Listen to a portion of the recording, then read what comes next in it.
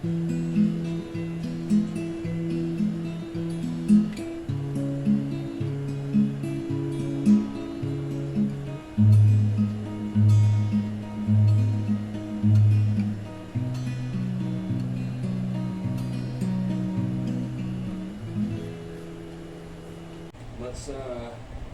got some of this here golden margarita, we're not sponsored by Jose Cuervo, but if Jose Cuervo wants to sponsor us, then let's fucking go, right? So we're gonna be drinking out of the Dixie cups like good old Alabamians.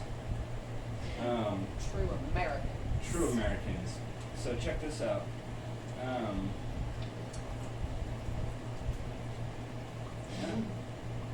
day. Haven't had margarita in a minute, but Thank you. so Lauren and I go back. I was one of her TAs, and I think what was the first class was the plant identification class, Yeah. right? Was it? Over at MSU's. Cheers. So here's to your new podcast. thank you. So speaking of podcasts, one of the things that I wanted to discuss was podcasts. I know you just started your own podcast. Yeah. So you want to talk a little bit about that? Sure.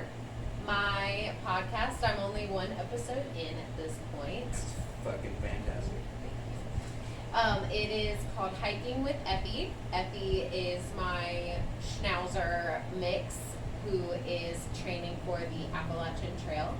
And we are using the podcast as a way to talk about her journey and our journey with training and actually being on the trail. I hope that I can find a microphone that's a little lighter than this one to take with me on the Appalachian Trail to use as an outlet. You and get one share of the stories. little clip-on microphones. Oh yeah, your clip-on. See, the thing with That's a good idea.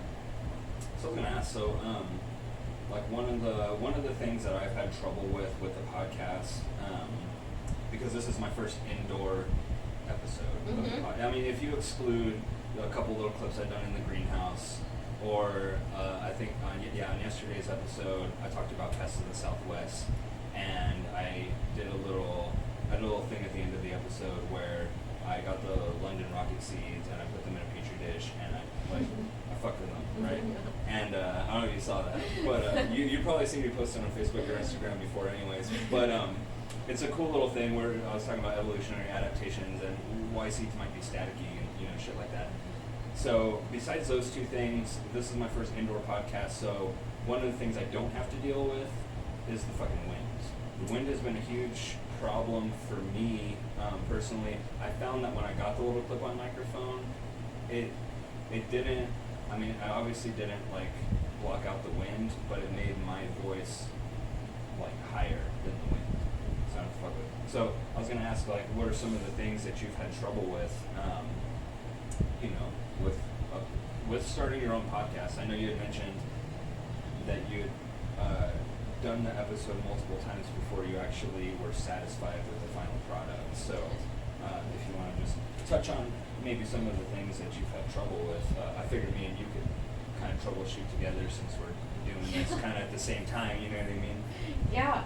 So I have an iPhone, and most cords that are sent with equipment isn't actually made for an iPhone. So I don't do iPhones. Well, even still. So I've actually really struggled to find the appropriate adapter I need. Okay. And I think I finally figured it out. So I'm going to give it a try this weekend, hopefully. And then, yes, I did attempt my episode multiple times. I am new into this entire realm, and the app I'm using is pretty basic. So I'm hoping that I can learn how to trim and edit a little bit through this app, but it doesn't offer a whole lot. So I don't really know that it's helping me learn as much as I would like it to. Yeah. And then I use, because of that, the lack of editing tools in this app, I had to keep starting over because I couldn't cut things out the way I wanted to. Mm-hmm. So I changed names for privacy in my podcast, and I would be to the podcast, but I would accidentally say their real name. So I would start over on the entire podcast because I don't know if I can even go in and just trim that out and redo it. And if I could, I don't know that I would know how. Yeah. So. Yeah. One of the things that has been troubling for me, of course, yours is an audio podcast. Mine is a video podcast with the certain, like, we're having a little discussion before we started the camera rolling, but one of the things that in my podcast is going out and looking at the plants and stuff like that. It doesn't make much sense to turn that into an audio podcast. Right. So that's why I haven't yet. That's why I've just solely been on YouTube. With something like this, though, where it's just me and you having a conversation, that's something that someone's going to listen to in the car or something like that, where they could just put it on YouTube. They might, like to watch the video or some shit, but for the most part, they're probably going to just listen to, like, the audio. So that's why I kind of wanted to troubleshoot with you, because that's kind of the next realm that I want to go in, is to the audio podcast, but still have like the visual component of it as well. So it's a steep learning curve, dude. Yeah. It's definitely a steep learning curve, but I think it'll be worth it in the end. It's just kind of I've had friends like start podcasts like the one I was listening to when you came in. It's just, and I've been on his podcast before too, and it's just like, there's something about recording a conversation that's just fun, dude. I don't know what it is, or maybe it's just because you can live vicariously through other people, or just the whole reason I started this was to get people to have an outlet to discuss. I know a lot of cool people doing a lot of cool shit. You know what I mean? Yeah. You being one of them. So, is there an influence for your podcast? Like, why particularly you started one? Yes, well, you and I had discussed a podcast together for a little while, and it kind of lit a spark a little bit, but then it turned out you and I had completely different ideas of what we wanted for a podcast. Yeah. And you wanted more visual and I wanted more audio. Yeah. So that's how that kind of fell to the wayside, because I was trying to figure out from there what I wanted to do. And I realized I just wanted to connect with people and connect people to people, and like you said, people are doing cool shit. Yeah. And I really wanted to be able to connect people to cool shit. So I hope on every episode I get the opportunity to give a local or small business some sort of shout out, so that everybody can go and check these places out or check out cool podcasts. And I just really love the idea of connecting with people everywhere. Yeah, and it's a cool little outlet to be able to do something like that. Like, even if people aren't talking back to you, even if they're just listening, And it's just kind of funny because, like you mentioned, we had talked about doing a podcast together, and then that kind of dissipated, and then I started my podcast, and then literally like the same fucking day, or maybe the day after, I saw a post that you started yours. Yep. And I was just like, so I mean, the universe has its own way of kind of connecting people. And the cool thing too is that, like, your podcast talks about trails, and so people get the audio of your first podcast, Hiking with Effie, available on Spotify.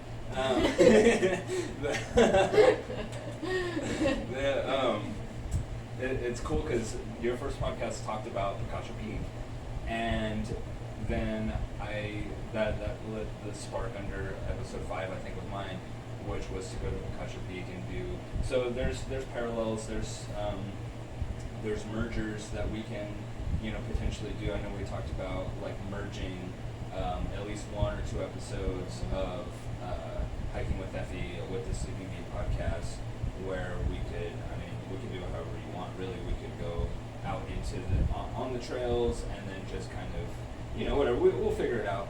But it's just kind of funny that we had talked about that, and then we went our separate ways with the idea, and then we we ended up doing it anyways. Yep, and then parallel with each other. And then you're the first guest, and one of the reasons why I have you as the first guest is for that reason,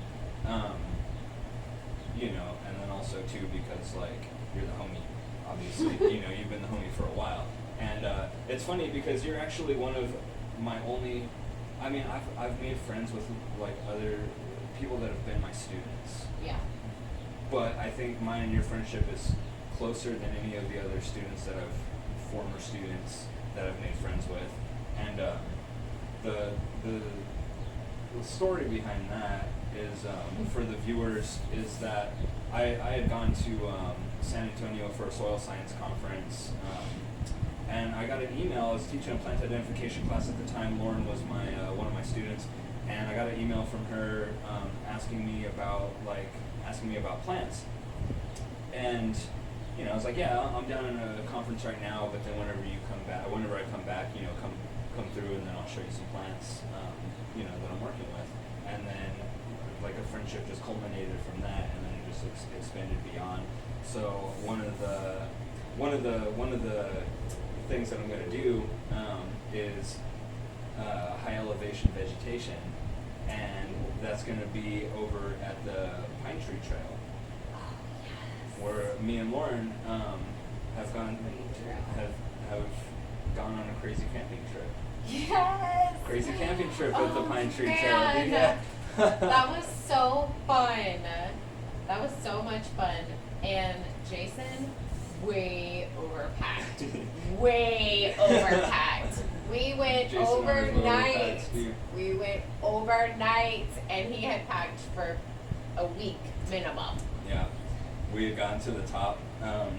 So if you're unfamiliar of the Pine Tree Trail, it is in a Gary Springs campground, and there's an actual campground at the base, at the very bottom of the mountain, where people can go and they can. I don't really call it camping, you know, because like your vehicle, like you're here and your vehicle's here. I feel like that's not camping. I'm sorry if I offend anybody, okay, but I feel like that's not real camping. I just don't, man. It is too camping. If it's in a tent, it's camping. Okay. I think in RV maybe roughing it. Okay, I'll allow it. Maybe roughing it. Roughing it. That's But fine. I still feel I've only camped at a what are those called, the KOAs? Oh yeah. Is that what they're called? Mhm. I've only camped there once, and I just felt so Well, dissatisfied. a KOA definitely does not count. Are you kidding me? They call them campsites. They are campsites, but KOAs play very heavy in the RV, Okay. long-term, even short-term situation. Yeah. You need to find an actual campground that's in a state park Mhm. where, yes, your car pulls into the campsite, but you still, you can have it with no amenities. You can do primitive camping, which you can still, Yeah. I don't know why I did the air quotes because it's actually primitive camping. It's fair. But you can drive into that spot, but you still don't have the luxury of bathrooms or showers or electricity. Yeah. I think that's still camping. Yeah, I mean, if you're only gonna go for like a weekend, I mean, sometimes you can do without that shit. Like, it's fine, you know. But also the primitive camping, like, not to shit on anybody or you know what they like to do. Although I literally just shit on people and what they like to do, but but I enjoy primitive camping. I'm a huge fan of, you know, not taking an 8-person tent out for one person and having a fucking sofa in your tent with dressers and lamps That's a lot. and, you know, That shit is a like lot. that. So one of the things is that, like I said, in the Aguirre camping ground at that particular site, there's campsites, and then you can go up a ways, like 2.5 miles, and there is a primitive campsite. But it's not only you walk 2.5 miles, you gain, you know, however many feet, 1,000 feet in elevation. Yeah, something like that. So when you have a hiking, like me, I had a hiking backpack on. I had a gallon of water on this side, I had a gallon of water on this side. A gallon of water is 8.5 pounds. So that's 17 pounds already on top of the shit that I had. We get to the campsite and I don't think you're portraying that enough. He's Why? got the 2 gallons of water, and then his sleeping bag is right. bouncing off his ass the entire time. All the while, his guitar is I had the strapped guitar over the too. front of his body, and every now and again, as we're climbing this mountain, you hear a little. I forgot about that, dude. I forgot I had the guitar and all that shit. That was magnificent. Dude, and then like we got stuck. If you go to the site, there's a little gate in the beginning, and we literally got fucking stuck because like the gate is like that narrow, and you have like normally you could just kind of slide by, but when you have a backpack on and all this shit, and you just kind of get stuck. And we get to the campsite, and you know, Lauren's well prepared. And then I bust out a whole loaf of bread and a big jar of peanut butter, and she's like, "What the fuck?" It was good shit, man. Like it was one of the funnest times. And then I wanted to sleep upside down because like the way that our tent was, it was on a slope. So I wanted to sleep with our heads like on the downside of the slope, so we wake up all fucked up, and she refused. He wanted to sleep upside down, mind you. The entire night that we slept right side up on the slope, all night we just kept sliding. accordioning because you're in your sleeping bag and you're just sliding down the hill the whole time. We wind up balled up in the bottom of the tent. And then we had a fire going. Mind you, this was before the entire fucking state was lit on fire. I think this was even pre-COVID times. No, it was last COVID. year. Oh, okay. It was last summer. So, yeah, so it was before the whole state was on fire, like it is this year, unfortunately. But we had a fire going, and we thought, you know, we had put it out. It wasn't near anything like that would actually catch on fire. But I kept waking up, and then like I would see we're sleeping under a big old alligator juniper, and I would wake up and I would just see like the flickering of the light. I was like, fuck, so I'd have to go out of the tent and then like put more dirt on the fire, and then I thought it was out, and then I'd go back to sleep, wake up, see the same, like the flickering again. And if you weren't awake putting it out, I was awake putting it out. Yeah, so somebody we was always, alternated all night.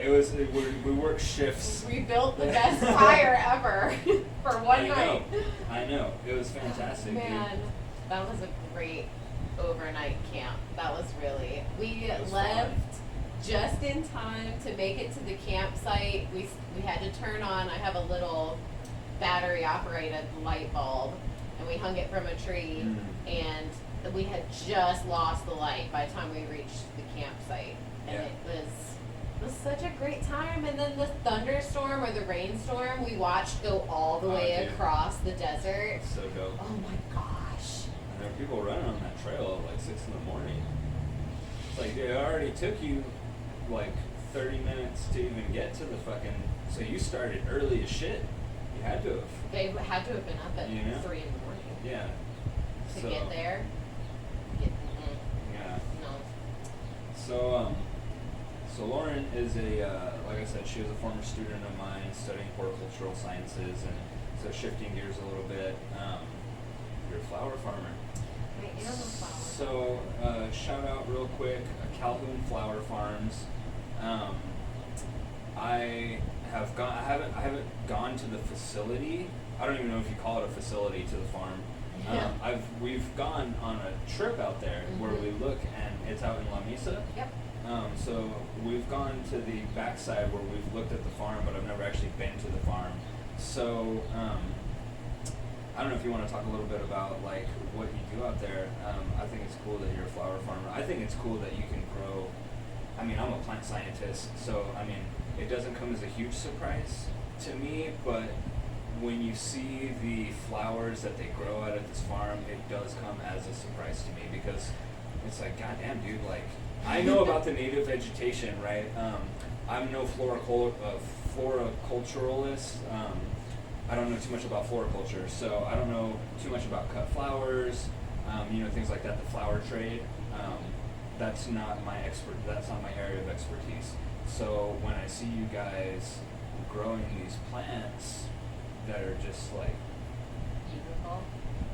ridiculously gorgeous, Basic. dude, like, God, you know what I mean? Like, Yeah. I'm thinking about going out there and volunteering some time to pull some weeds just so I can be around the flowers and the homies, you know? Done. And I have there's a couple of former students of mine that work out there. Amelia's one of them. Yeah. Juliana used to, Yeah, but she not was anymore. out there with us last season. And then, is there any more? I believe that's is. Yeah, I think a few NMSU students have volunteered. They're not necessarily horticulture students, but we actually get a lot of nursing students and Oh, nice. that come out to volunteer. Cool. It seems like they're under a lot of pressure and Dude, being a nursing student. As a matter of fact, you know, sorry, I'm gonna do the whole Kanye West thing. I'll let you finish in a minute. It's my turn. But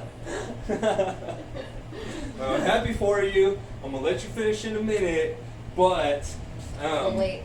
no, I just real quick. I was actually talking to a lady today who I've seen around. You know, she works in the same lab. She doesn't work in Dr. Sonogo's lab, but she works in Dr. Kramer's lab. I'm not sure if you're familiar with Dr. Kramer, Dr. Rebecca Kramer. She's a virologist over at NMSU, and so she studies, you know, curly top virus that's transmitted by leafhoppers and stuff like that. So I was talking to some lady today about that, and she teaches anatomy and physiology over at EPCC. Which is El Paso Community Colleges for the non-native viewers. And she was talking about the stress that the kids are under, and she had mentioned, like, some of the students, they just don't know what they want to do, and so they're like, well, I'm just going to go into nursing. Right. And then they have the parents behind them, they're like, oh, my fucking daughter's going to be a nurse. And then that adds an extra pressure on top of that, you know what I mean? So it makes sense that they're stressed out. Yes. But, sorry, go ahead. No, The platform is yours. They come out completely stressed out, and then they come to the farm, and seriously, I put them on grunt work. They pull weeds. That's usually what volunteers are going to do. Is So pull. satisfying, though. They have a blast. You'll hear them with their speaker blaring, they're laughing, they're dancing, they're pulling weeds, and they are seriously enjoying themselves. And there's nothing better than working on something where you can instantly see your results. Mm. So if you're weeding a bed that's covered in weeds, but you've got flowers in there too, after you've pulled all those weeds and you just see the glorious flowers, it's this real sense of accomplishment. Yeah. And pulling weeds is so therapeutic, It is. especially if you're stressed out, if you're mad, even if you're extremely happy. Pulling weeds is the way to go to let out any sort of Yeah. large emotion. And pro tip for the viewers out there, if you are creating a resume or a CV, a curriculum vitae, I don't know, I don't speak Latin, but that's basic. It's basically a resume for academics. The CV is basically a resume for academics. But if you're creating a resume or a CV and you've had a job where you've pulled weeds, you should put invasive species removal. Pro tip, it sounds way better than pull weeds, you know? I'm adding it to my resume. Like, yeah, I conducted some invasive species removal, got pretty fucking good at it, you know? That's really, I'm going to use that on the farm. I'm taking that. Good. But yeah, and I know one of the ladies, she's the daughter of the Calvins, Susanna. Mm-hmm. So I've only met her once, which was on our Picacho Peak hike. But you know, maybe we can get her on the podcast one day. Maybe you guys can come. Maybe you guys both can come, and we can do a dual podcast once I figure out the mic situation and all this shit. In case you haven't noticed, I'm very fucking amateur. This is Lauren's mic.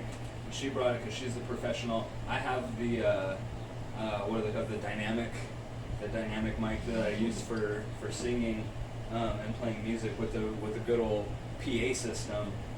But she's got this dope little USB mic, and you know, I looked into USB mics today, but I didn't really know how they worked, and since I'm not broadcasting this on a computer, I was like, well, I don't really know if that would be a good investment. I don't want to pay a shitload of money for a mic and then have it not be a good investment, have to take it back. So, you know, everything starts at a certain point, and then you evolve, like kind of going on a trail type of analogy. They say, you know, every 1,000-mile trek starts with one step. Yeah. And then after a while, you start figuring shit out. Like when I started learning how to play guitar, it's like, dun, dun, dun, dun. Like you don't know what the fuck you're doing, right? And then now, you know, I play fairly cleanly, you know, shit like that. So it'll evolve, guys. Don't worry, it'll evolve. I'll figure shit out, you know. But I don't know. It's just cool to do this, to have this to have this little platform. So you're in charge of what particular? Like, are you in charge of anything particular at the flower farm, or? I'm actually the flower farm manager. Okay, so I manage day-to-day operations and everything on the farm. But you're still able to get out there. I'm right there in the dirt with everybody. Okay, there is nobody is above any task on the farm. Yeah. So, because desk jobs can be good and bad. Yeah. You know, in my opinion. It's a beautiful group of people that work on this farm. We all get along. We're all just enjoying the sunshine and beautiful plants that we've nurtured and loved from start to finish. Yeah. And it's really rewarding, even though the finish is us cutting them all and chopping them all down. It's still so rewarding to see them going out on the van. But there's ways to do it, yes, though, that are not like, you're not just killing flowers. Right. They are being cut to be shared with the world. Yeah. And it feels like they put so much love into growing these plants. It feels like my love is just going out to everyone. Yeah. You have no idea who I am. Well, see, but know that love is there. and love is energy, and energy transfers. That's you know true. what I mean? And so, like, if you put love into something, especially like a type of plant, if you care for it and you nurture it and you make sure it's free of pests and disease and stuff like that, it's going to grow and it's going to be bountiful and it's going to be beautiful, and people are going to see that in the product itself. You're right. You know what I mean? And so that's one of the reasons I don't like to pick flowers. Cutting flowers is different, but let me bridge the gap here. So if you pick a flower just for the fuck of it, it'll die. Right. In not a long time. So if you pick the flower and you press it, I'm actually going to do, I decided to do, like, when I don't have a lot of time to go out and do hikes and do the podcast that way, I'm going to do Sleeping Bee shorts. And Sleeping Bee shorts. yeah, like, you know, short little segments. One of them is going to be teaching people how you better put your bee on your in logo shorts, in dude. shorts. Yeah. I'll never forgive you if you don't. You see those little things where it's like, you know what a tardigrade is, right? A what? A tardigrade? They're those little minute creatures that can, like, live in space and volcanoes and all kinds of crazy shit. Okay, yeah. So, like, there's this little meme where it's like, if a tardigrade wore pants, like, how the fuck would it wear pants? And then it's like all these different things. It's like, well, would it be like on the bottom here? Would it be just kind of on the backside? Would it be because it's got all these little legs, you know? Right. So how would a bee wear shorts? A million little leg holes. Yeah. So it's like, how would a bee wear shorts? I think they would be custom shorts, and I think they would have 6 leg holes. You think so? I think so. It wouldn't just go over like the back. Their butt? Yeah, what would it be? The thorax? Yeah, because you have the head, you have the abdomen, and you have the thorax. Mm-hmm. Correct? Yes. I believe. I call them little bee booties. But. Yeah, so that would be the thorax. And then, like, I don't want to get too into the entomological shit, but, like, the stinger would technically be the modified ovipositor. See, and I think there would be a little hole in the back for their stinger. Except for the males, because the males don't have the stingers. Well, but males are very few and far between. Well, yeah. Compared to the females. Yeah. And I'm sorry, but women wear your hat. It's the ponytail comes out the back. Yeah. And if we think of a stinger as a ponytail, I think they need a little spot. And then we'll give them those little fake pockets that are on all the women's clothing. You can fit like 3/4 in that little pocket. You can get down to like the first knuckle. Is your chapstick pocket? Your little chapstick pocket? It's horrible. I have a big old like Amazon Kindle, and I'll just shove that in my entire pocket. What's that like? It's fucking tastic. You can put all your belongings in your pocket, so you don't have to like carry purses. I was gonna say that's why a man doesn't have a purse. So it's good shit, man. I'm a huge fan of. So yeah, back to that. So I like to, if you pick a flower, it's gonna die right away if you don't do something with it, if you don't treat it and shit like that, like the cut flower industry.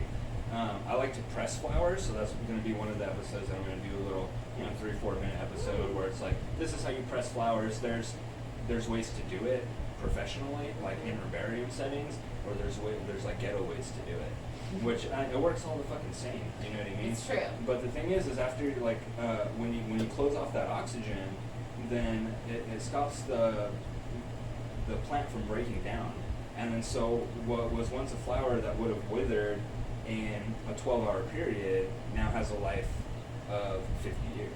You know what I mean? And so there's those two ways to go about it, and then there's the cut flower industry, where you are cutting the flowers, but you're also preserving them, for a certain amount of time, longer than just a day, yes.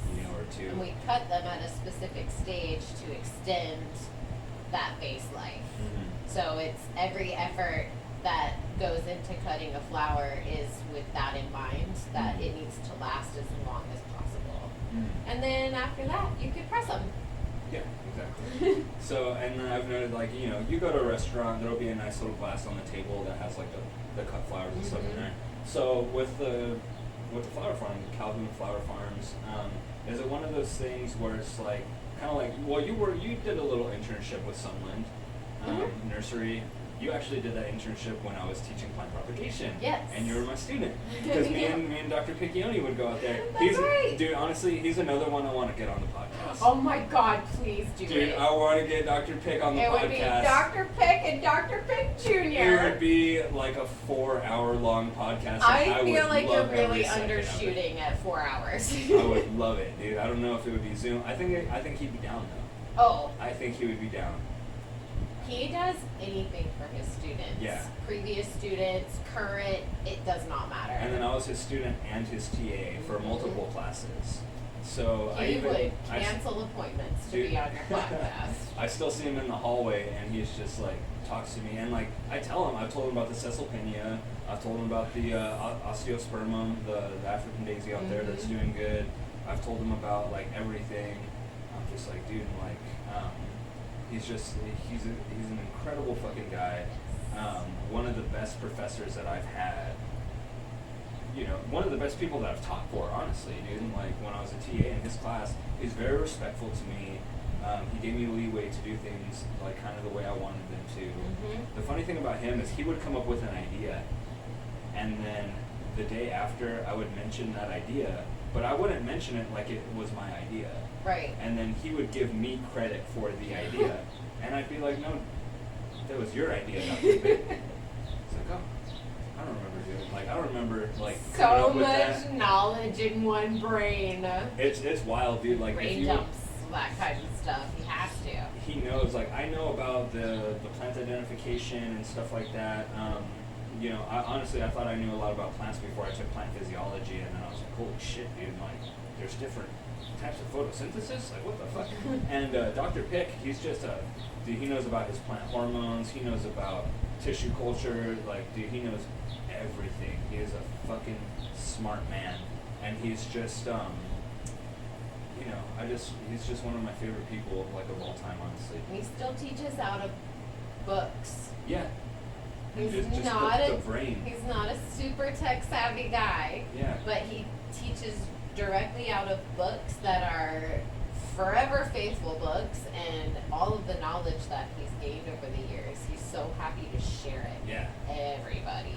Yeah. He's so kind. He's a very kind man. He's very kind and very smart, and it's a privilege to get to be a student of his or know him. Yeah, it's But very nice.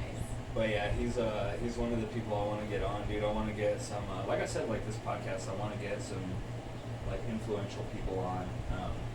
You know, I'm not trying to be like Joe Rogan the sequel or nothing, but you know, it would be cool to get, like, I know people in the scientific community. Oh yeah, you know all kinds of people in the plant world. What's your thing? It'd be cool to get some people on, see what they, you know, see what stories they tell, see what they want to talk about and stuff like that. But yeah, so back to the thing. So Sunland is a wholesale nursery where you can only go if you're like a business or something like that and buy. So with the Calhoun Flower Farms, is it kind of the same? Like you can really get shit if you're a business, or can you just go as like a interested person and like order your own little set of cut flowers? Yeah. So the farm itself is actually private. Okay. It's on private land. And it's a family owned. It is. Farm, which I'm a huge fan of family owned shit. But Yes. I think I just learned 4th generation farmers doing Nice. the flowers. So they've been set up for a while. Yeah, so there's 3 daughters. Good. I'll take a little chopper. There's 3 daughters. The eldest actually started the farm, I think, 12 years ago. Okay. So they've been around for quite a while, and they've really, it took a lot of convincing and pushing for people to realize that beautiful flowers can actually be grown out here in the desert. Common So- misconception. Dude. Right. Yeah. So they've worked very hard, and they've Make sure the created. logo. No, I'm just kidding. So just in case Jose Cuervo is watching, hey Jose, sponsor me. No, go ahead. So they've worked really hard to create this beautiful oasis and get their name out there. And it's the 3 daughters. The eldest actually moved to Albuquerque and has her own florist business out there now. Nice, dude. And she tries to shop as local as she can for her flowers, this farm being one of them. But it's a privately owned farm, so it's not necessarily able for people to just come out on a whim whenever they want. Yeah. You can volunteer, and sometimes they hold events where you can actually come on the farm and pick your own flowers. But we did just move into wholesale. Oh, nice, okay. Last year was our first year, so we're now in Whole Foods from El Paso all the way up to Santa Fe. Wow. And then we're really involved locally, and we collab with a lot of local businesses. Okay. So you can find us in local groceries like Toucan and Pharmacia and places like that. I think Nice. we just started at Picacho Roasters. There are different distilleries that ask for our edible items that we have. And then we have smaller things that we do. We'll do specials with bouquets for Weddings Mother's and Day. stuff, Yeah, we do events too. But we'll do things for Mother's Day or Valentine's Day, and the local Las Cruces Potters Guild makes our vases for us, Okay. and everything's just made with love, and it's made locally. We try really hard to make things local. My earrings, they're made by a local jeweler, and it's actually our petals and plant material in the earrings. Nice. So it's like a rosin casted. Yeah, they're really beautiful. And I'm so sorry I cannot remember the name of her earring business. I'll have to let you know. I think Sarah got some of those. I've seen it on her thing. She's another one I want to get on here. Should be a great one. Her and her boyfriend, because her boyfriend works for Bayer, so he's doing. You might actually know him, Mikey Baylog. Mike. He did some B shit with you guys. I think I was one gonna time. say, is that like Mike? The ginger guy. Oh my That's, god! dude, that's the homie. That's oh my god! That's like one of my best friends in the whole world, dude. Yes, he Yeah. did. He actually Yeah. came out on. So I saw a picture, and then I didn't see her face, but I kind of like recognized your body. I hope that's not like weird. No. But like I kind of like recognized, and I was like, is that Warren? It was! Oh my gosh, he did so good. That was such a hard rescue. It was in a tree stump of a dead, is it a Mexican elder? Oh Oh, the sambucus. Yeah. They're really hollow on the inside. Yeah. We find a bunch of cockroaches. Oh on the my inside. gosh. Well, we didn't find as many cockroaches as we did bees. But they had filled this stump with cement and foam and everything they could to keep the bees out. I don't get why people do that. But that's a Call us and we'll come get them. It's a topic for a different day. Exactly. I guess. Like why would you even fill? Just remove the fucking stump. I don't know. Well, this stump, oh my gosh, we were out there with saws and chainsaws breaking down this stump, and then it turns out it's this giant tunnel underground. Oh, so shit. the bees are just tunneling everywhere. So were and they it like was- were they kind of like ground nesting bees? Kind of. There was comb. There were We honeybees. actually, yeah, they were honeybees. We actually removed comb from inside the tree. But I mean, they find any way to get in anywhere. Yeah. And I just imagine there's this whole network of places where roots had grown, and they were just chilling in there. Because then at the end, we weren't finding anymore. But he had this weird smelling liquid. I mean, it smelled like old cheese and fruit, and it was Yuck. bad. And the bees don't like it at all. So he just pours some of this in there, and all of a sudden, all of these bees come out of nowhere. Yeah. Oh my gosh, there were so many bees. We were swarmed, and we're with the vacuum trying to get them out of the air and vacuum them off of our suits. But he did really well considering it was a really difficult rescue. Yeah, I was interested in how he even came about that, because I know he's working for Bayer. I don't know necessarily, like, he's doing a bunch of cool stuff, but I haven't talked to him in a long time. You know, people when they get older, they have lives. You know what I mean? And sometimes you just like your schedules don't mesh. You know, and he was one of my, like I said, he's one of my best friends of all time. His brother is actually my best friend. We've been best friends since 3rd grade. It's amazing. And then he had moved to Las Cruces the same time I moved to Las Cruces, and then me and him started hanging out more. And his brother lives in Alamo, and me and him started hanging out more. Me and Mike did, and we worked at the city nursery together. Oh, okay. Yeah, so we were the ones That was planting him. trees. I see. Yeah, if you see like my memories on Facebook, it was like Big Jason and Mike in the morning. Planting trees around fucking Cruces, dude. Big Jason. No, it was Big Jason and Mike. And I honestly, I stole that from South Park. I know, like, you said that you don't like South Park, but there's this, like, one episode where it's like, it's your Big Harry and Mike in the morning, and I'm just like, fuck yeah, dude, like, Big Jason and Mike in the morning. Because we were planting trees in the morning, because obviously, like, there's a time to do it where you're not stressing the trees out. Right. And the morning is ideal. I mean, really the ideal time is in the winter when shit is dormant, you know, but there's an ideal time to do things, and planting trees in the morning is the ideal time to do it. So it's but yeah, he's very good fucking friend of mine, and he I want to get him on the podcast. I haven't reached out to him. I haven't reached out to Sarah either, but since he's doing that stuff with Bayer, and I want to be able to catch up with him, because the last time I caught up with him, Sarah had a little get together, a little Friendsgiving at her house, Yeah. and I went out there and hung out with them for a little bit, but I didn't really catch up with him. You know what I mean? Like, we were just kind of hanging out and stuff like that, and then we kind of ate some food and stuff, and then I just kind of dipped after that. But he's doing that cool stuff. Sarah has taken over. She was the one that replaced me at the mushroom farm whenever I quit. So I kind of want to get the lady that runs the mushroom farm. Yeah. I want to get her on here too, just to see, because whenever I first started at that farm, it was very beginning stages. Right. So I kind of want to see last time I went there, because I still kind of connect with her with my job through Dr. Snogo, because I'm still doing shit with her mushrooms in the lab.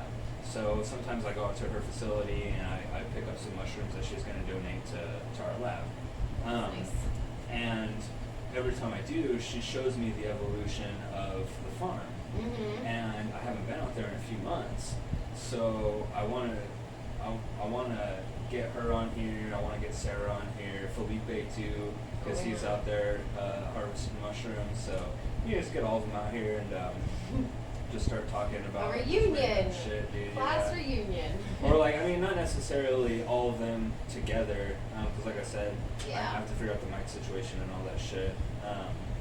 But at least one, and they're all gonna have their different stories to tell.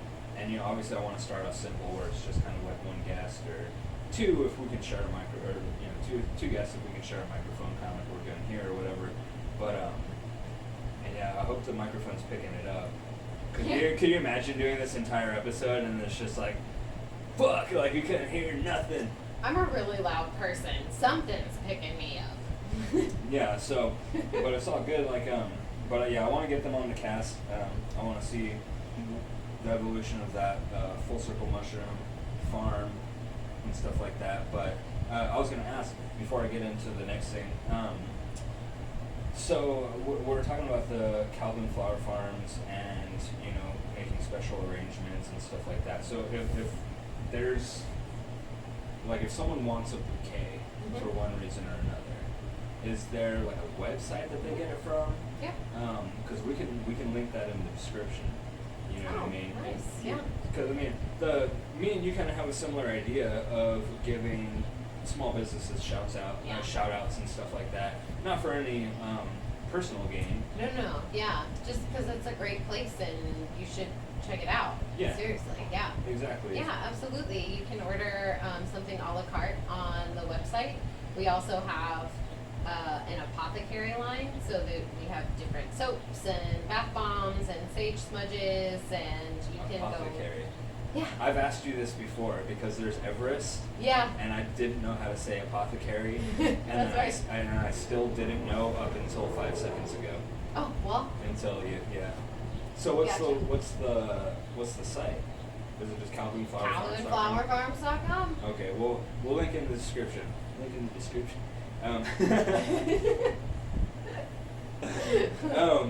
So not really switching gears, but kind of piggybacking off of what we were just talking about, bee rescues. You want to tell me a little bit about that? Because honestly, personally, I've never done bee rescues before. I'm a huge bee fan. Obviously, the fucking podcast is called Sleeping Bee. Which I love. And honestly, I had second thoughts about it for the first like 5 episodes. You have 6 episodes. Okay. And then I just didn't give a shit anymore. But I was like, cause like what happened was like I thought about the name and I was like, that's a cool name, that rolls off the tongue, you know, I kind of like it. But then at the same time, like I mentioned in the very first episode, which I don't really call it an episode, I just call it kind of like the prelude. Right. Really, because it was just me well, all the episodes are just me rambling. Planting all your chilies. Yeah, but it was just me rambling about going on a podcast and rambling. And I was like, yeah, it kind of seems more like a name than anything, than like going a specific direction. But then at the same time, the podcast isn't really going in any specific direction. It's just it's in the plant world. It is, but then even like the podcast, it doesn't have to be all about plants. Like no, and it's like I said, I want people on here that they might not even know shit about plants, but they might just have a story to tell that is of their own significance. So I wanted it to be like generic without being like a shitty name. And then so I would like I'd be like, yeah, I like the name or whatever, blah blah. And then every time this happens, by the way, cannabis is legal now, boys and girls. So when I mention it, I'm doing it totally legally. Even though I have my medical card, I was doing it totally. We're both medical patients outside of that, though. So I was doing it legally anyways, but I would do it. I came up with the Sleeping Bee podcast name, and then I'd be like, yeah, that's a pretty good name. And then I would get high. And then I'd be like, oh, fuck, is it a good name? I was like, this name's stupid. Like, maybe I should change it to something else. No. But then I got comfortable with it. Like, because the first it's really hard to name shit.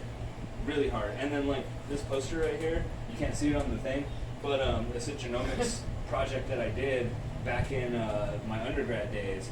And I was trying to, it's the first poster I've ever done. I tried to title the poster. It's literally called Flowering Genes, a Lucena Project. And then I brought it up to my advisor, and he was just the nicest that he could be about shitting on it. He was like, well, once you start getting in the hang of things, you'll be able to come up with names a little easier. And I'm just like, that is your very nice way of saying this thing fucking sucks, doesn't it? I don't think he thinks it fucking sucks. It could roll a little better. Dude, yeah, and I was, like I said, super undergrad. And I started putting posters together in my grad school career and started getting a little better at naming shit. And you have multiple books published with your name on them and everything. Yeah, so like it's all good. You've progressed. I've progressed a little bit, so it's all good. But yeah, so bee rescues. So what is that like? I know you guys go and rescue bees from, you safely remove hives, maybe from residential areas, from businesses, places that don't want them. Maybe people are allergic to bees. They might not necessarily hate bees, but they're allergic to them.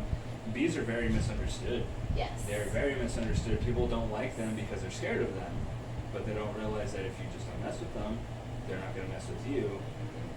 It's intimidating because you can get stung, but the bee really gets the worst of it because they die. It's only the females that have the stingers, and it's really fucking vicious the way that they die. Yeah.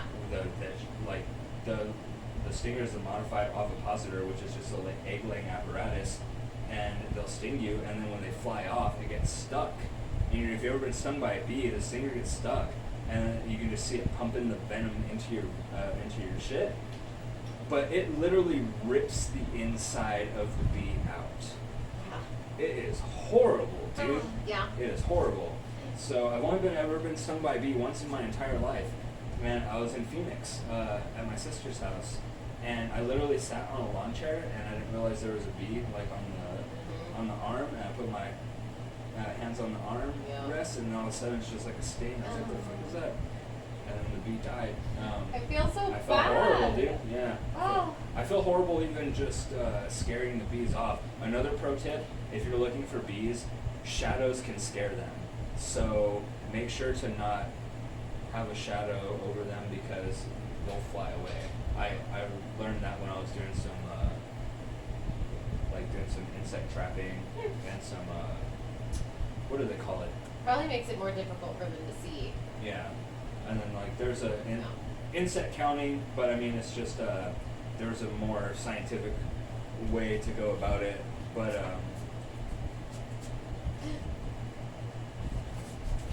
well, there you go. You made that in You make my heart fly. So he made that in summer camp. He was originally going to give it to me, and then he's like, "Now I'm going to give it to Laura." Okay. Let's go. I told you. My podcast talks about how my friends have brought all these babies into my life. I heard it. My heart is gonna explode. So he did that all on his own too. I'm gonna turn it into a magnet. I asked him, I was like, did you have any help or anything? And he was like, no. And I was like, well, I did have help because there was a poster on the wall, and I just copied it. And I was like, well, that's not a help, that's a point of reference. And then he was just like, oh, okay. So yeah, he did that shit all by himself, no help, and decided to gift it to you. So there you go. Oh, I love him. There's your. We should have taped it under your chair, so it could have been like an Oprah thing. It's like, check under your chair, first guest. Let's go. Check under your chair. You get a gift, and you get a gift. Dude, honestly, what I was gonna do, I was gonna buy a pre-roll, and I was gonna tape it under your chair. I just didn't have time today. Oh, man. I got caught up with a bunch of shit, but I was gonna buy a pre-roll, and I was gonna tape it under your chair, and I was gonna check under your chair. Oh shit, pre-roll for everybody, Oh, yeah! Dude, this would have been a pretty magical chair. Yeah, so I'm thinking about doing that for, I mean, not all the guests that I have on here are gonna smoke, but just various different things, at least like, I hit Laura up earlier, I was like, what's your drink of choice, doesn't have to be alcoholic. She's like, well, water, or lemonade, or margarita. All right, let's go with the margarita because it kind of goes with the topic because margaritas are made with tequila. Tequila is derived from agave. And it's Friday. And it's Friday. No one gives a shit. No one cares. Speaking of, I went to Santa Fe Grill yesterday. This is totally off topic, but going on the whole Friday thing, I went to Santa Fe Grill yesterday and I got me a fat burrito. And the guy, he was just like, I'm gonna hook you up with extra steak. He's all, because it's my Friday and I don't give a fuck. He's all, the guy that's gonna come in is gonna replace me in 2 minutes. He's like, and I just don't care. Like, I have the next 2 days off. I'm not complaining, dude. I'm not complaining about extra steak. That's dank. Man, right place, right time. I know, dude. It's just cool. So yeah, so this beer rescues. So yeah, if you wanna just kind of mention a little bit about that, like I don't even know where to start, but you might, you know. Yeah, I was working on the farm, and naturally, when you work on a farm covered in flowers, the bee population is just as expansive. And I really just grew to love bees even more than I already did. They have so much personality. Yeah. They are so smart. They're spunky. They are so funny. So if they don't make it home in time, or if they don't leave before it gets dark, they'll usually set up camp wherever they're at and sleep there. It's like, look, he's all, I want to make sure you're cool, bro. I want to make sure you're cool. It's like, well, you're exerting a lot of energy too by licking me, so I gotta make sure you're cool, bro. Like, Serb. But anyway, go ahead. So it's really funny. The Serb, bumblebees. Go. Thank you. You're a good man. Bless you. Oh, I called you back, didn't I? So the bumblebees, they are so funny. They will sleep under the flowers. Sleepy bee. Yes. So if we have those umbel-shaped flowers, they usually sleep under those, or they'll sleep in the big sunflowers. And they're so cute because you can give them a little pet while they're sleeping, and they'll usually just react by stretching. And it's so amazing that this bee that everybody's so afraid of is loving a little scrubby scrub in the morning. It's so wonderful. They're so smart with so much personality, and I really wanted to get more involved with bees, and I thought beekeeping would be a really, really cool thing to get into. I'm not necessarily in it for the honey. I really just love bees and want to be a part of that community. Yeah. So I reached out. I was talking about it in class one day, and they let me know that Which class? Rachel's hydroponics class. Oh, no, I want to get Rachel on here too. Rachel! I think Rachel would be a good guest. Oh my too. God, she was my favorite. I tried to take a class with her every semester that she was available for me to take one of her classes. For those that don't know, She's so funny. me and Rachel, I was taking a class, plant identification class with her when I was finishing up my undergrad and she was finishing up her graduate degree, and then I became her TA for literally every single plant identification class every semester that it was offered. And we just had, and you can ask, Lauren will attest to this, but we just had this chemistry, like a really good chemistry. We disagreed on a lot of stuff. Almost everything.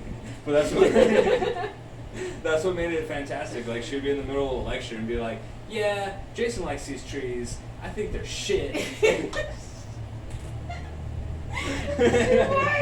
She would. You guys have this dynamic and this banter. You absolutely have to get her on the show. Oh my gosh. But I was in her class, and I was talking about wanting to get into bees, and they mentioned that a professor on campus actually was a beekeeper as a hobby. Kramer, right? Yeah. So I reached out to him and just told him I was looking to get into it and asked if he would mentor me. And how this group decides whether you're serious or not is he tells you to look into some books, look into some podcasts, and get a suit. He tells you to get a suit. If you get a suit, then you're invested. If you, A couple $100. really? Honestly? You can get one for like $60 on Amazon. Oh, wow.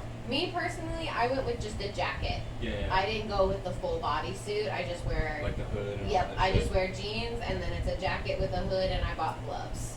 Okay. So it's actually in my car and it's covered in honey from our Nice. rescue on Wednesday. Yeah. Wednesday. Oh my gosh. It was like 50 pounds of honeycomb. Wow. And there were no bees. Damn. They like They just They dipped just out. migrated? Yep. somewhere? The queen must have said, "Oh, well, there's no more space. Let's go." Yeah. And they all just left. That's cool. And they're still not there. Yeah. We're waiting to go back. The house is for sale, and one of the contingencies is to get rid of the bees. But Yeah. we're like, there's no Like, bees well, to there's get no rid of. bees, Yeah. That's cool, man. Yeah. So, what was I gonna say? Oh, I don't remember what I was gonna say. Well, Oh yeah, just a little quick. I don't know if you'd call it a caveat, but just for the listeners, the viewers that don't know, you had mentioned umbel-shaped flowers. mhm. So there are different formations of flowers. You have like corimbs, you have your catkins, you have your spikes, you have your umbels, you have your everything. You know what I mean? Disc. Yeah, you have like all kinds of shit. And the umbels are really kind of like an umbrella-shaped type of flower head, where you'll see on a lot of the plants in the I don't remember what the family name is called, but it's the carrot family. Yeah. It's like Queen Anne's lace. Queen Anne's lace, carrots. Carrots. Yarrow has an umbel flower. Yeah, Mhm. it's not Apocynaceae. I think that's the dogwood family. But it starts with an Apiaceae. Oh, yeah. Apiaceae, I believe. That sounds right. Yeah, Apicaeae. Or Apiac. I don't know. People call it different things. I like to butcher the Latin names. It makes it more fun. It makes it more memorable. It's like Worcestershire sauce. Oh, dude, I was just talking about Worcestershire sauce today, dude. I swear to God. Worcestershire. Worcestershire. And you're like, what the fuck is that? And why? Okay. Here's a complaint. There's certain words that I can't say. One of them, and I mentioned this in the podcast before because I got all frustrated. I was like, fucking say it. But do you know what GC mass spec is? It's like gas chromatography mass. I'm gonna push. Oh, this word. okay. Yeah, GC Uh-huh. mass spec is what it's Mhm. known as in the plant world. Okay. And the word is spectrometry. Who the fuck decided to put those two TRs so close together in the same word? I think if you're gonna put two TRs together in the same word, there should be at least like a 6-letter span in between those. Agreed. Because like It makes you feel like you're saying it wrong. yeah, and even if you're saying it right, it sounds like you're saying it wrong. Agreed. Spectrometry, it just sounds like it's not Like a word. you accidentally just said TR twice. Yeah, it's like I don't know, but anyway, that's my little grievance. So Worcestershire sauce Worcestershire. is also just a garbage word, and it's just one of those things where like one of my lab mates made some wings and brought them to lab today, and Were they good? oh, they were dank. She had some that were just they were seasoned in like cayenne pepper and shit like that, just dry Like a dry seasoning. rub? Yeah, dry rub. That's what it's called. And then she had some that were like slathered in barbecue. I'm getting her on the podcast too, actually. With her wings? Hopefully next week. She's actually doing some cool shit with hemp Oh, okay. and chili meal with volatiles in the same lab that I'm working in. So I Okay. told her that I want her on the podcast, and she said, "Let me know." I said, "I'll bring the beer." She's like, "Cool, let's go." So And she'll bring the wings. yeah, but she's super cool. She's been my friend for a while. I actually met her at that same San Antonio conference. The first day I met her was at that San Antonio conference, the same one where you had hit me up, and we became like instant friends. And she just like, oh shit, I talk to everybody else. I guess I don't know, but just finds it amusing. But me and her are super cool, and she had brought some wings. She started busting out like the ranch and the barbecue. I was like, "You got any Worcestershire sauce in there, motherfucker?" Did she? No, she didn't. Oh my god. I was like, really hoping she yeah, did. dude, the Worcestershire. Anyway, so yeah, I don't even know how we got on that topic. We were talking about humble flowers and saying things in Latin. And Oh, it really yeah. depends on who you talk to is how it's pronounced. Worcestershire is probably German, I would assume. Oh, it's gotta be something with the harsh link, Worcestershire. So maybe it's a Worcestershire sauce. Oh, I don't know. that's an interesting theory. I feel like that could completely change the face of Worcestershire sauce. Yeah, because the W always sounds like a V, so like Volkswagen should technically be Volkswagen. Uh-huh. Volkswagen. It's nice. It's nice you're getting back to your roots. Dude, yeah, Fechner. See, That's the name. I always said Fechner, and then you said Fetchner one day, and I felt foolish for having said your That's last the name. Americanized way to do it. If you really want the Fetchner, you should add a T in there, but there's no T. So Yeah. the German, it's German derived. Fechner. Yeah, it's very clearly German derived, Yeah, which is why I went with Fechner. You just sound angry when you say it. Yeah. Fechner. So yeah, it's fucked up. But anyway, so yeah, that was the quick little thing that I wanted to say about the umbles, because some of the people might not know necessarily. That was one of the things that I run into teaching a general education college class is you have to be very careful of the shit that you say to people. It's common knowledge to you, you know. Because you taught me. Well, and because like you studied the shit, you know what I mean? But if you're like first year, first semester student taking your first plant science class ever, and I'm like, well, this is a court date leaf, and I'm like, what does that mean? You know what I mean? Like, That's just a leaf. yeah, and like that's the misconception, is that like a lot of people, they think that a leaf is a leaf. It's like, no, there's different shapes, there's different margins, there's different venation, there's different arrangements on the stem. And then with that description, they still have no idea what you're talking Yeah, about. dude. And then there's like, well, is a leaf pubescent? Is it tomatose? Is it fucking smooth? Is it whatever? Is it sandpapery? Like a lot of the Lamiaceae species, you know? It's just, or the what's up? Do you need to go outside? Okay, I'm gonna take a quick pause. Sorry, I let the dog out. Let's go. Come on. It's nice to be here. Has that been sticking up the whole time? As you want. Oh, I guess he doesn't want to go outside. I don't know. I guess he didn't want to go outside. I don't know what happened. But yeah, so yeah, let's see.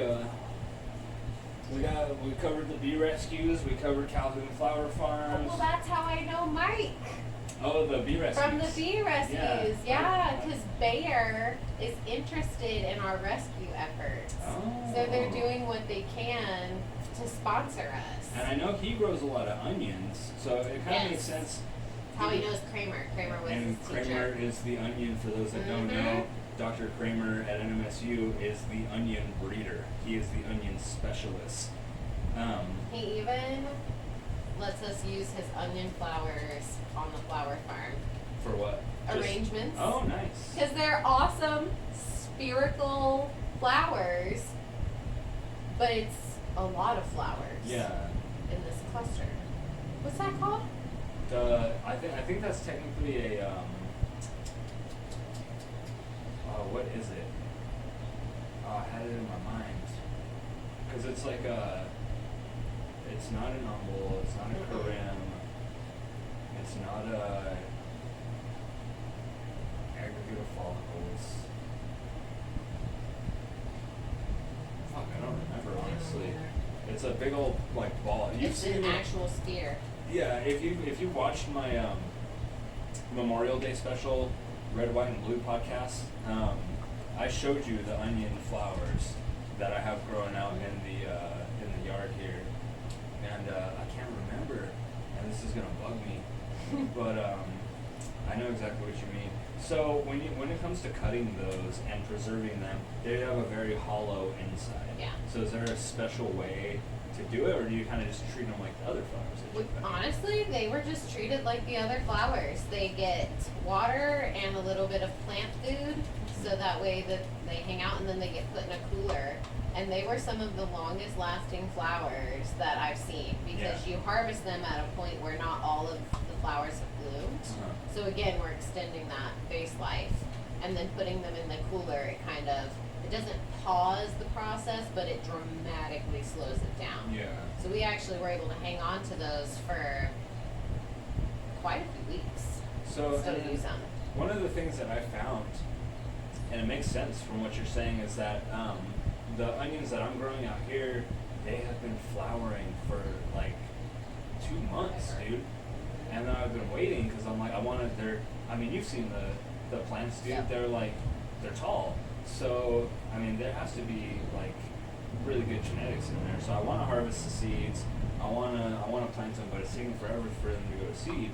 So, with the cut flowers, do you still, I assume you still have to deal with things that are problematic, like aphids, potentially white flies, things that all are generalists that'll go in there, they'll suck the sap.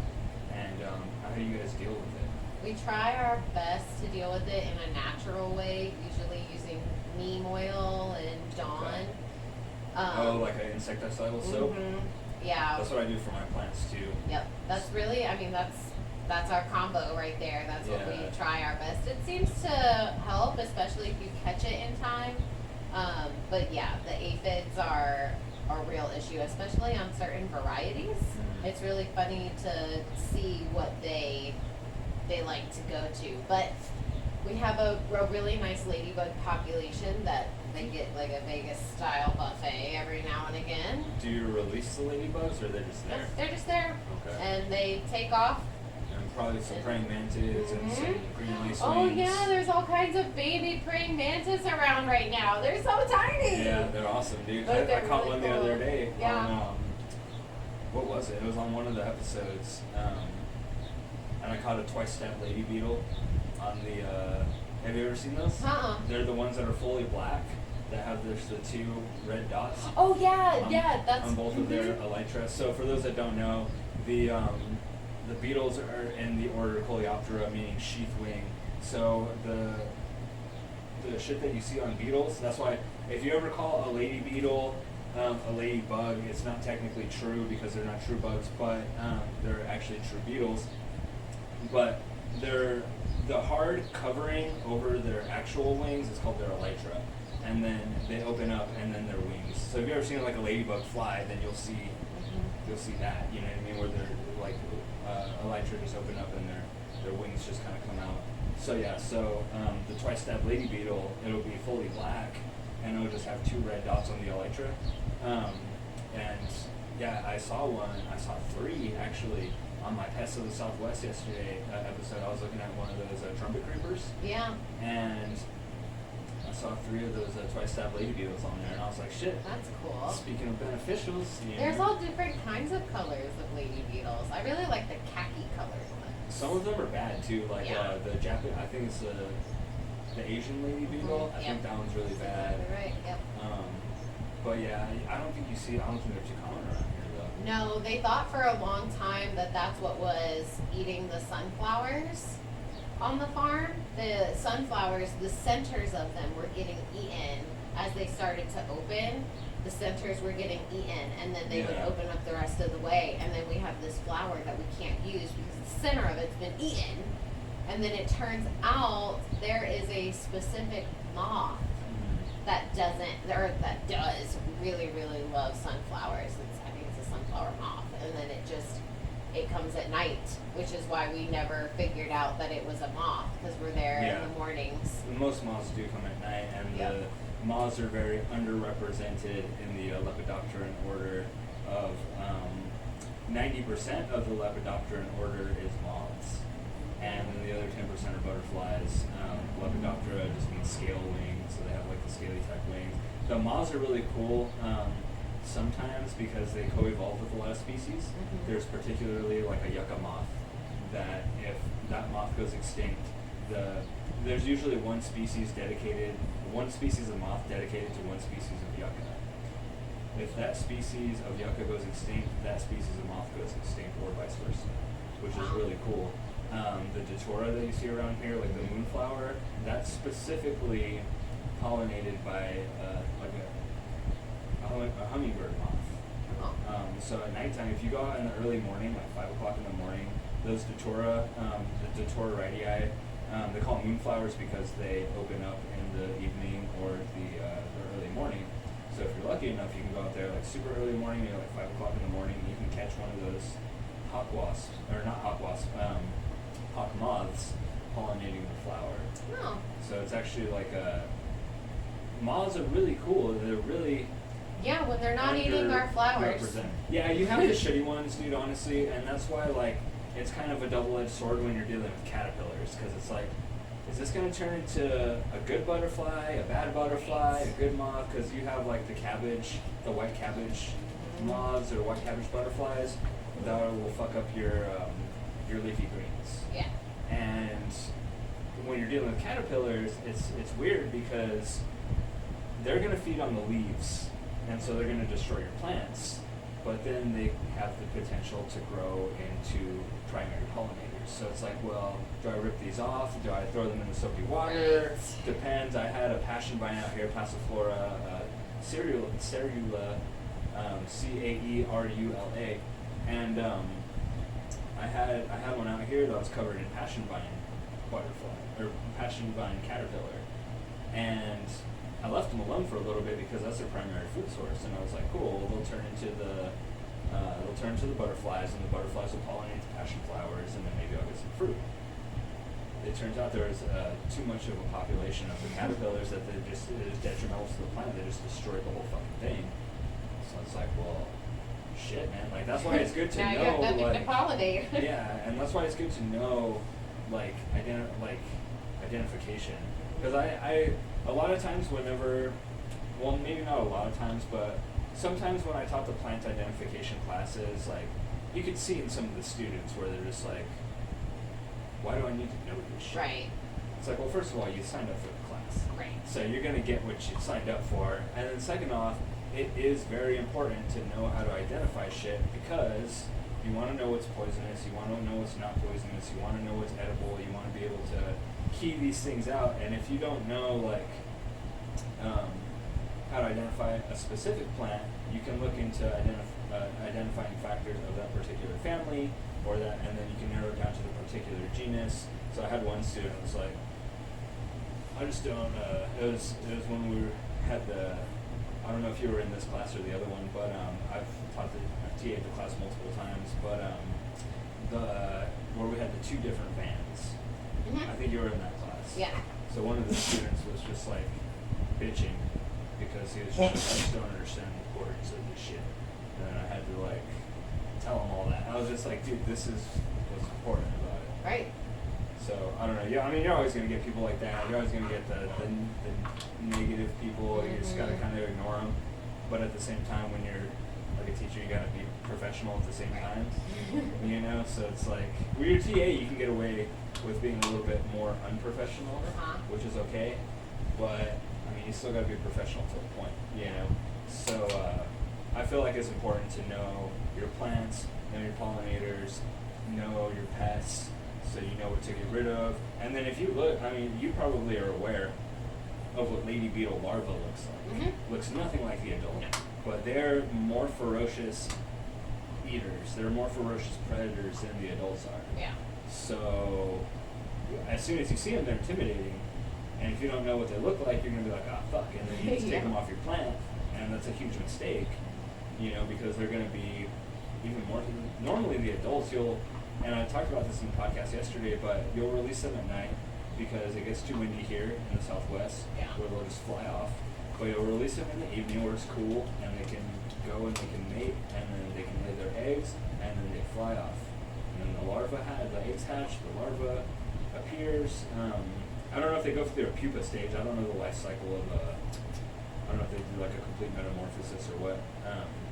I don't know, of the lady beetles. I feel like I only see them in one stage or the other. Yeah, adults are Yeah. larva, but yeah, the larva is the stage where they just eat the fuck out of everything, and they're ferocious, dude. And the thing about like things like aphids, I don't know too much about whiteflies. Aphids can asexually reproduce, which is disturbing. And they just like give birth to babies. Or they give birth to pregnant Right. babies. They're not eggs. They just keep popping out Yeah. many aphids. Which is weird. It's freaky. Because like mammals are like one of the only things that should be giving live birth. Right. But an insect does it too.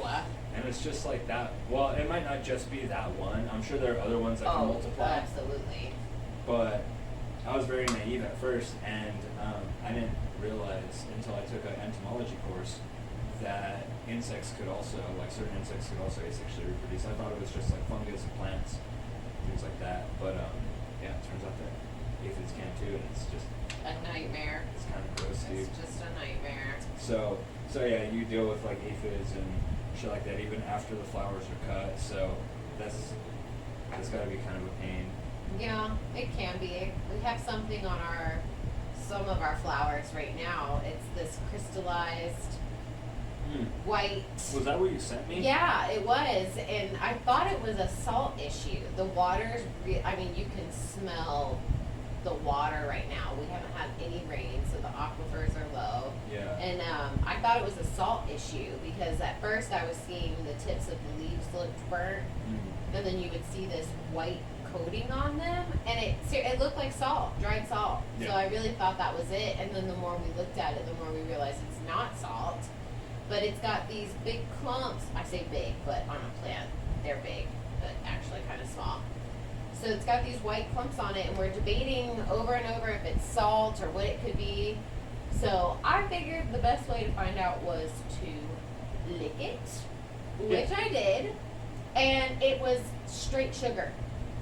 It was just like crystallized sugar clumps on a plant. Did I ever respond to that message? You had said something about Maybe scale, and that was a conversation we had, and we actually sent a few of the plants to NMSU to get tested, and they came up with undetermined.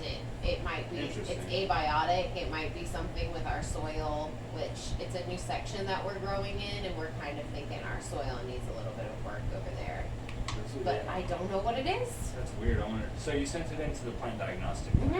Yeah. So my buddy that runs that clinic is actually going to be on the podcast at the end of the month. Well, ask him what the hell's wrong with our flowers. I'm gonna. So so that's cool. That's why, again, like I said, I wanted to start this to get people on, like some people that are influential, and I mean, if I can get someone, I mean, you know, I got a flower farmer here.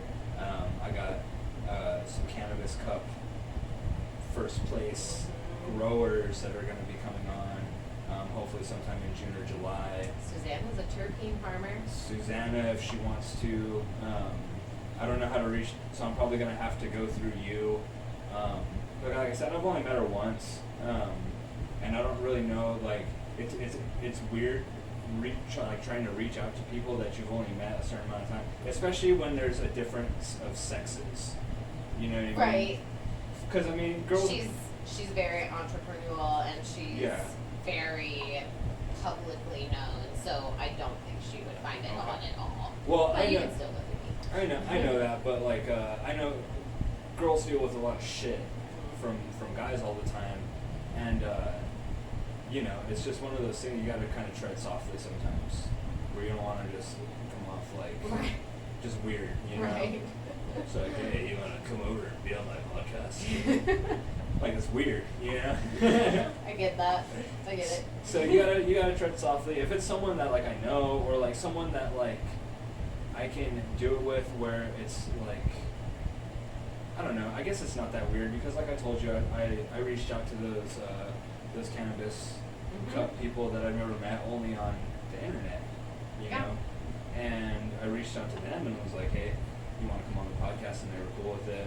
I reached out to you. Oh, well, yeah, that's true. Sometimes all it takes is an email, man. Like, all you gotta do is send an email. That's how I got my professorship job, was sending an email. That's how I got involved with bees. That's how I was able to get involved with the tree planting on Las Cruces, was just showing the idea out. You hear that shit? I fucking hate the train, and I hate the conductor, okay? Let me tell you a story. He's bitched about, here we go. He's bitched about this train conductor since I've known him. Here we go. You hear that? You hear Cerberus? Even Cerberus. Even Cerberus is mad. Listen to that. You hear that? Okay, so let me tell you a story. This motherfucker, he will go and he will, okay, maybe this isn't the same conductor because he's not honking all the way to El Paso, but I live right next to the train tracks, and this conductor, he'll go and he'll honk the horn, and like, I get it, you have to at a certain, when you're going over the railroad tracks, at the crossings, you have to do it. I get it, that's forgivable, okay? But what you don't have to do is lay on the horn all the way to El Paso, Texas, which is what the guy will do at 2 o'clock in the morning, waking up the whole neighborhood, and it's anyway. I've bitched about it to her, I've bitched about it to my neighbors, I've bitched about it to like literally anybody that will listen, or even if they don't listen, I'll still bitch about it, I don't care. I lived in ignorant bliss of the train horn until his rant of the train horn, and now I always hear the train. Yeah, it's brutal. And like, it's not as bad from her house, but goddamn, I live right next to it, so like I said, it's not bad. Like, if you're just honking to, make people aware that you're going to the railroad crossings. The crossings are so frequent, he figures it's just best for him to just pull the horn while he goes. But like, after the last crossing, like, let that shit go. It's like, God, dude. I'm coming home! Yeah, jeez. It's like, I don't know. There was actually a thing where some dude in, I think it was Anthony, he got a hold of one of those railroad ties somehow, and he had like put a railroad tie on like the track and derailed the entire train. It happened right by the flower farm. I had to take a whole new route to get to work for like a week. He cost like, what was it, like $1 million worth of junk? Yeah. Millions of dollars. And that was literally like a day after I was bitching about the train conductor to somebody, so I was like, fuck, like, I hope they don't try to trace this back to me. So I didn't derail no train. All my assaults are verbal. I've never hurt nobody. But yeah, so I don't know, shit, man. Like, what? Any closing thoughts? I feel like we've covered a good amount. What are we at? I think so. Yeah, dude, we're already at an hour and a half. That's pretty good. Sounds very you and me like. Yeah, it does. I'm happy the phone went this long. I just recorded the podcast for the Pests of the Southwest yesterday, and so one of the problems, like, kind of circling back to our very beginning conversation about podcast trouble, I don't really know the difference between a podcast and a vlog or a video podcast. Like, it's all kind of the same shit to me. I mean, we're living in the PC time, so, if people want to bitch, put it in the comments, what do you think this is? And, but, yeah, dude, so I was using this app called InShot, which is a very, very easy to use video editor for Android. And you can do cool shit with it, like just simple shit like this, where you don't need a whole bunch of editing. You can put like your beginning logo, and then like, I don't know, you've watched a couple of the podcasts, like the intro, like I wrote the intro music. Dude. I knew it. Isn't that I cool? knew it. I heard it and I was like, I bet money that's him playing the guitar. Yeah, dude, and I wrote that. Good. I wrote that. Thank you. Good. And but anyway, so I was working with it, and it was doing good for a while. The first couple podcasts. That's why, if you notice, like at the beginning, the title, like the font and shit like that has switched, and it's because I'm using a new program now. Oh, okay. And it's because I would go through the entire process of putting all the clips together, and the music on there, and the logo, and all that stuff. And then I would go to save, and it would be like converting 0%. And then I'd leave it on for like 3 hours, and then I'd go back to it, converting 0%. And I'm like, fuck.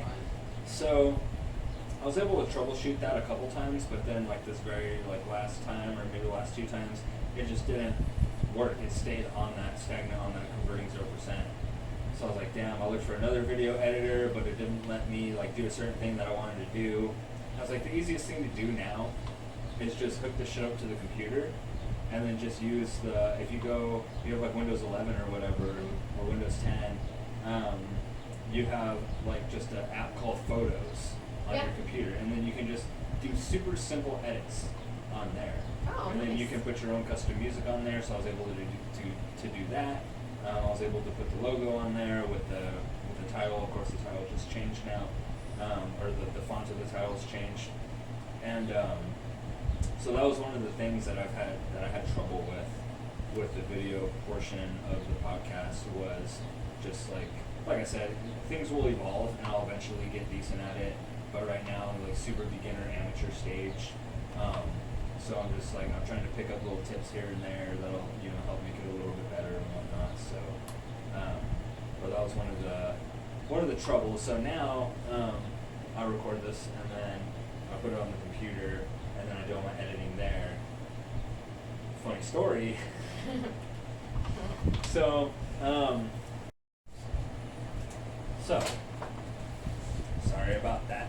The video cut off because we had run out of memory, and then I completely forgot to empty the trash, and so the fucking video cut off again. And so, like I said, trial and error. I'll figure this shit out at some point, hopefully soon. But, like I was saying, the reason I can't figure this shit out is because I've only had a smartphone for a couple months. And the third time I'm telling this story, so Laura's probably just super annoyed with hearing it. No, for he the just viewers, sounds like a grumpy old man every time. fucking technology. And but for real, like, yeah, I don't know, it's good and bad. But anyway, I've only had a smartphone for a little bit, and it's because my sister bought me a virtual reality headset where you had to have a smartphone to set it up. I didn't have a smartphone for a while. I was fucking with the flip phone for a bit, and since at least the mid '80s. No, I'm just kidding.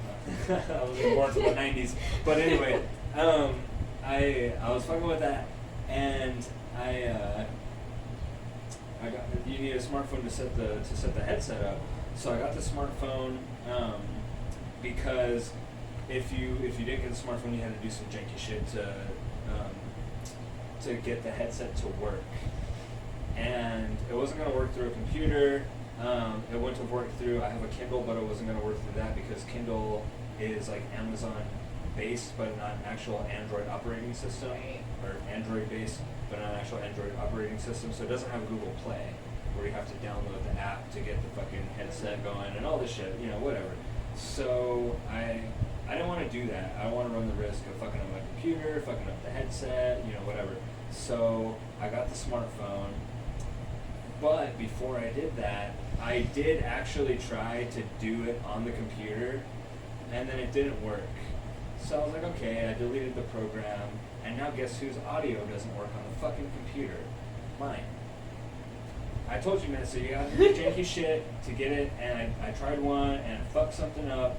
So now, since I have trouble with the app that I was originally doing the podcast on, I have to take the phone, take all the clips, upload them to the computer, create the video, and then I can't even listen to the audio on my computer, so I have to re-upload them back on my phone so I can listen and make sure everything's good, and then I can post it. It takes 30 minutes to finish the video, it takes 30 minutes to upload it to my phone, and then it takes another 30 minutes to upload it to YouTube. So, there's no escaping. The reason I bought a smartphone is so I could avoid all that shit. Going from one thing, because I used to have a camcorder. My friends get mad when I call it a camcorder, because they're like, it's not a fucking camcorder, because they're thinking like a camcorder is like one of those things. Like, well, it's a camcorder, okay? It's just a miniaturized version. What It's else a would you camera call that it? records. That's what I tell them. What else is it called? They just call it a camera? I'll call it a camera, I guess. That's not a camera. Yeah. So I have that, and then I have the Kindle, but the Kindle just goes off the SD card. There's not a lot of space on the SD card. I have my actual camera, like my professional camera, but that's more for photos, and then that also runs off a SD card, which doesn't have a lot of space. So I would have to do shit like this all the fucking time, regardless. And then all my friends with smartphones are like, well, look how easy it is. I take the video, I edit it, boom, it's on Instagram. I have not figured out how the fuck that wizardry works yet. It's called applications. I know, but every single app that I download, even if it has 5 stars, it sucks. And it doesn't do what I expect it to do. Try the app I just told you about. I'm going to now, because I'm just I trust other people that I trust more than I trust myself. Sometimes, because with certain things, for instance, I just got the phone, so obviously I'm still new. I'm not going to trust myself in trying to figure this shit out when there's people that have had smartphones since their invention, and they can just help me. I'm like an old man. True. This is what happened when I was teaching for one of the professors. I don't want to name the professor because I don't want to throw anybody under the bus, but it was in the middle of COVID, and they were trying to figure out the whole, it's not Skype, what is it called? Zoom. They were trying to figure out the whole Zoom shit, and I had to help them. Every single step of the way. And you probably know what professor I'm talking about. I think I do. Were there fancy backgrounds with every Zoom? Oh yeah, I think so, most likely. But yeah, it was literally when the pandemic, the onset of the pandemic. So the pandemic happened in March. I was a TA for a class that spring semester. So we made it halfway through the class, and then COVID hit, and then the rest of the class had to go online. And I had to help that professor. And then spring break happened, and he had a couple of weeks to figure shit out. He or she, I don't know. And Good cover. Thanks.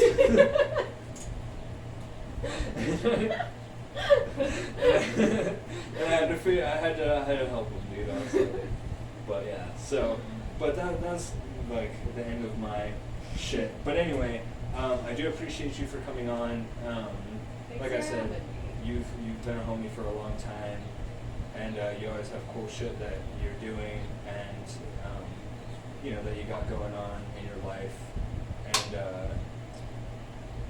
funny, or kind of a funny side story. If anyone has ever, if anyone's watching that's on my Facebook or Instagram, and you saw the picture of me dressed up as Cheech, for not last Halloween, but the Halloween before that. She's the one that let me borrow that was her yellow tank top. She's the one that let me borrow it. But we're such good friends, we even share clothes. Yeah, it was good. I had a Halloween party, and honestly, I thought that I didn't think many people were gonna show up. I was outside. You ever seen that meme where that guy's just kind of he has his hands behind his back, and he's just kind of sad. He's looking out at the ocean, or looking out at the on the mountaintop and shit like that, and he's just contemplating life, I was outside in my Cheech costume, grilling, and the party started at 7, and no one showed up until 8 o'clock. Yep. And out for that entire hour, that was me just... You always have to remember, the start time of your party is actually an hour before the start time of your party. I realized that. Nobody wants to be the first person. Well, and then it was wild because there was 40 fucking people that showed. I did not expect that, dude. Honestly, I expected there to be, and then you just had your little shindig. Yeah, that was right after it. Yeah, so yours was a couple weeks before, and then that's actually. And it was the same thing. I had set it for 7, and not other than Jason, because Jason's always fashionably early. Dude, honestly, I am always early. You are. I don't like to be. I like to be punctual. I don't like to be late, dude. I just it bothers me when I know people are waiting on me. Right. You know, Right. I'm just like, what an asshole. I don't know. Well, you showed up, but the next person that showed up, they didn't show up till 8 o'clock. And it's, Your DJ was there when I was there. well, yes, that's true. But That's true. yeah. But he was there because he needed to set up and everything. If he Okay. was there just to party, he wouldn't have showed up till 8 o'clock. Yeah. So that was kind of wild, man. I did not expect the amount of people to show up that did, and it was cool because like everyone, like people were drinking and stuff like that, but like no one was fighting with each other. Like everyone was No. real cool. Like you Mhm. know, like when you have like such a like diverse group of friends, you never know what's gonna happen, especially when people have never met each other Yeah. before. I was actually like, she had a DJ at hers. My buddy's band was supposed to like headline Uh-huh. mine, but his guitarist had to work or some shit. Shout out Dead Format. Shout out Jonathan Villa. I want to get him on here too. Actually, he's a dope drummer, dude. He drums. I don't know if he still does. I haven't talked to him in a while, but he used to drum for the MSU band, Oh, nice. and it's really really hard to get in the MSU. Is it? One of the funny things is that like between band and like the Army Reserve, band is more demanding than the fucking Army. You'll be there for like 12 hours a Yeah. day. I actually, It's crazy, dude. yeah, I was the prop manager for the band Nice. in high school. My senior year, I just did what anybody, they're like, you want to try this? And I was like, sure, why Yeah. not? And I wound up being the prop manager. And yeah, well, I went to band camp that summer. Yeah, I was a part of all of it, and they go hard. super hard. That is a whole other ball game. It's amazing. Yeah, and especially if you're playing for like a university. Oh my gosh, that's like, There's got to be like stricter yeah, requirements Oh, for yeah. that, you would think, right? absolutely. But it's cool. Like so, yeah. So shout out them. They were supposed to play, but like I said, his guitarist, I think, or his bassist maybe, had to work. The idea we were gonna have like that, and then we're gonna have like an open mic because I figured at that point I was gonna be drunk enough to sing in front of people. I've sung in front of people before. Hmm. As a matter of fact, you're at one of your little get-togethers was the first time I ever really like sang in front of a group of people. Yeah, when my siblings came to visit. Yeah. My sister was here for her birthday, so Yeah. we had a little shindig for her birthday. So and like I've played in front of you, I've played in Yep. front of just single, maybe a couple people, but I fucked around like around the campfire, but I've never actually like Mhm. played in front of people, like sang in front of people. And then and then I did at that campfire, and I got a decent response. from Oh my people, gosh, so my brother's That's good girlfriend at stuff. the time, she was over the moon. Yeah. It was during the pandemic, yeah, and she hadn't heard live music in so long. that's true. So yeah. you playing that, oh my gosh, it was. I think that was the highlight of her trip. Yeah. And they had been to California before they even Well, came and here. she's the one that called me out because she was like, "What songs do you know?" And I was like, "Well, I mean, luckily I do know some. Like, I have friends that like they can write their own shit. They can play like all these different riffs, and they can do all kinds of cool shit, which I can't do. But they can play songs, which I can do. So there's different. I mean, not like levels in terms of like I'm better than you, but Right. there's different. Different artists. Yeah, different artists doing different things, focusing on different stuff. But yeah, so I guess that was the little side story, the little Cheech side story I thought was funny. But yeah, Lauren's been a homie for a long time. I went to that. Actually, it seems like a lifetime ago. It's only been 3 years, dude. I know. And not even a full 3 years in November, because November is when in 2019 is when I went to that conference. Oh yeah, yeah. And we didn't even. And that I had enough time at that point to feel it out because we had the two vans, and Yeah. I always went in your van, Yeah. not the other guys.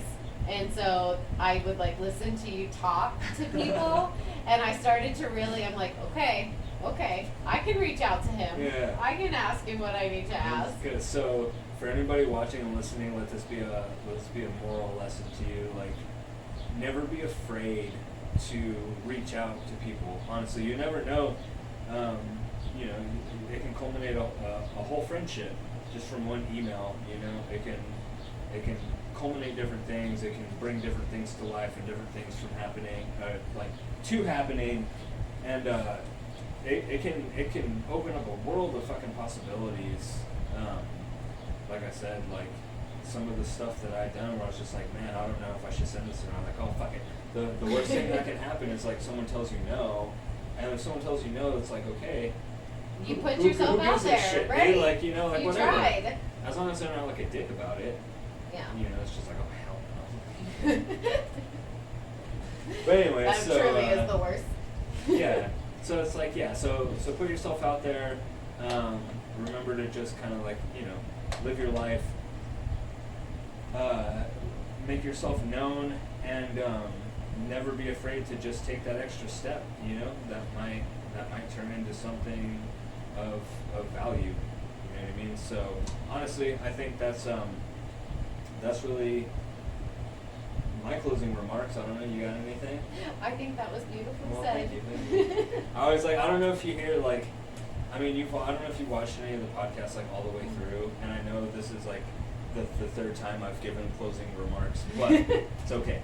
It's some podcasts are for, but I'm always just rambling about shit. Your podcasts make me feel like I'm just here or with you on the hike visiting, Oh God, it's or we're horrible. just taking the hike together. His podcast, it's a live action of a hike with him. Seriously, you'll always learn something with Jason.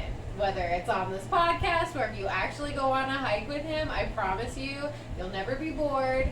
There will never be air in the conversation, and you'll always The learn gift of something gab. new. That's exactly right.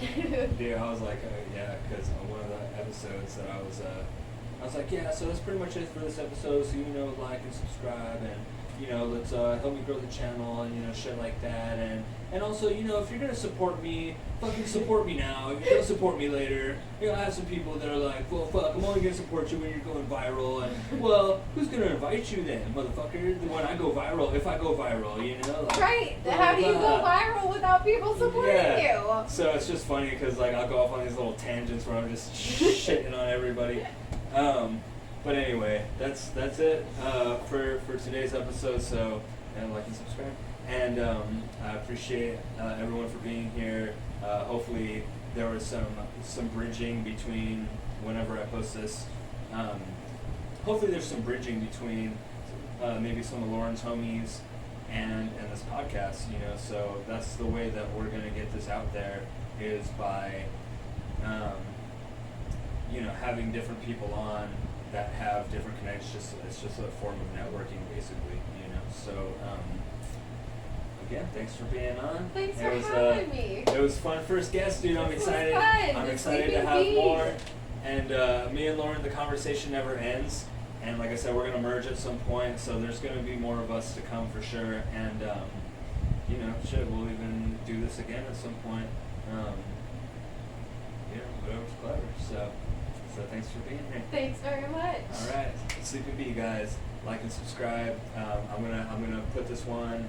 I'm gonna extract the audio, and I'm gonna try to put it on Spotify if I can figure out my old man syndrome and how to do that. So, peace out, y'all.